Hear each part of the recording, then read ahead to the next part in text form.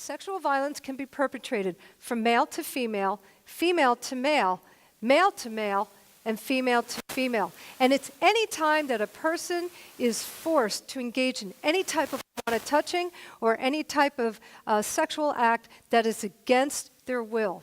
Again, it is unwanted. In 80% of the cases on college campuses, it's an acquaintance scenario where the person knows the individual.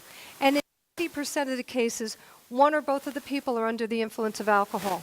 Victims shut it down. They're losing their ability to assess the situation. The perpetrator can't think long term about, gee, if I do this, this is wrong. They become self-centered. They become more sexually aggressive. What do you guys think the number one weapon of a sexual offender is? Alcohol. So if you see somebody feeding them drinks, you intervene.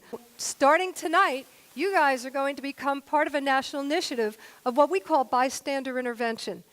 If you have a friend who's headstrong that wants to leave, you do whatever you can. They might be mad at you that night, but they'll probably thank you the next day or maybe a couple days later. But you know the right thing, and you've got to keep an eye out for one another. You go to parties together, you stay together, and you leave together.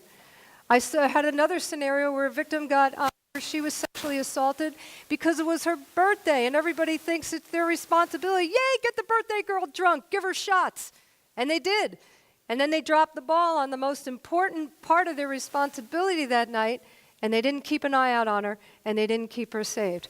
And that night ended up unraveling her life as an eating disorder developed, and they had to dismiss her from school because her electrolytes were so off balance, they were concerned about her health.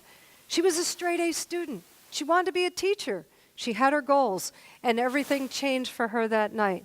How many of you have been at parties where you see somebody who's wasted, you see somebody who's sort of been checking them out, and eventually they go over, they grab them by the hands, and they start leading them out of the room? Now, what are most of the people in that room thinking as that person's being let out of there? They're getting lucky, right? But how many people are thinking, that person's so wasted, they can't give permission? And when you're not giving permission, you're stealing from them. So there are three crucial things that we look at when we're talking about sexual assault. What we don't want for any of you guys is to end up in front of the Title IX officer here on campus and trying to explain what happened several nights before or whenever, okay? Here's how we prevent it. Consent. Consent is crucial. Consent is a verbal willing agreement between two people to engage in sexual relations. Consent should be given when people are sober. It should be given before they touch one another. And consent can be withdrawn at any time during a sexual act. You can kiss somebody. You can perform oral sex on somebody. And you can just say, that's it, I'm not going any further. And legally, that person has to stop. And no means no. It should never turn into a begging fest. Oh, come on, baby, I know you want it, I know you want it. It stops right then and there. Again, no means no. Prior sexual relations does not mandate what happens in the present. So you can have sex with somebody and refuse to do it, and they have to honor that and respect that.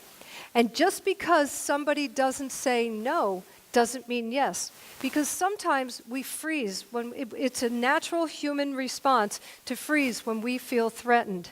And I've had girls who have reached out to me who said, I am kicking myself because I couldn't say no. But they didn't understand that it is a natural response. So here's where the alcohol sort of comes into play as well. When people are really wasted, are we reading each other's body language?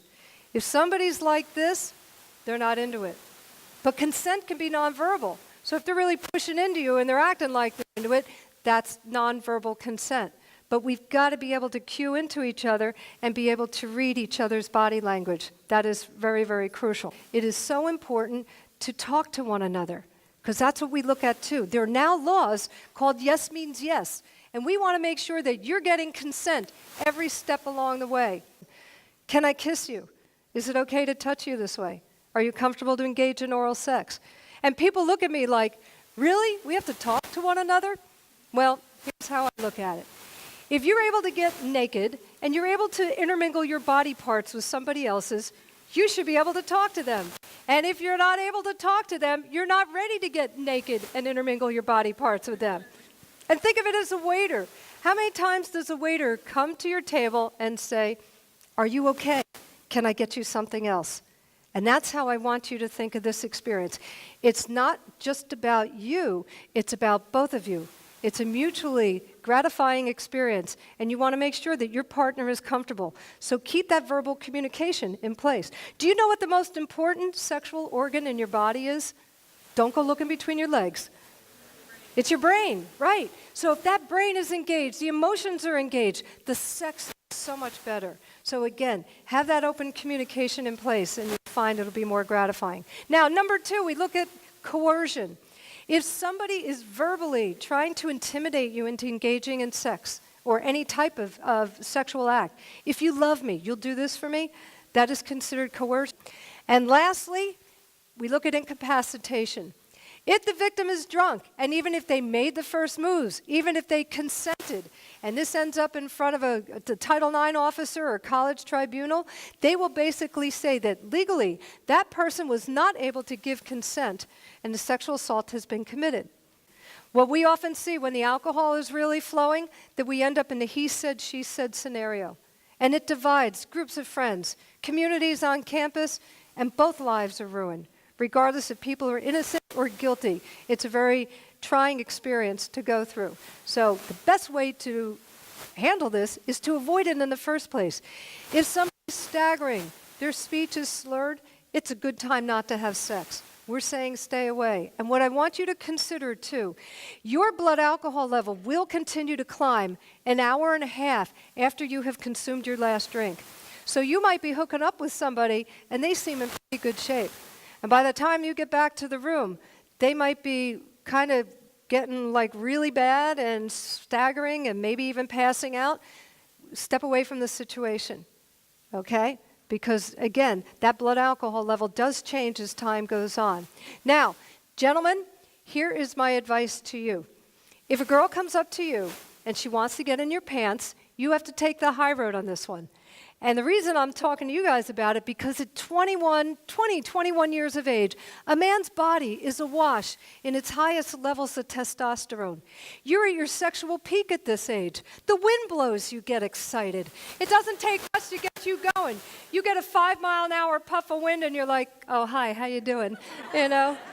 March is brutal. You're walking across campus backwards because it's so damn windy. So I want you to have the ability, and most of all, the integrity to be able to say to her, "You know what?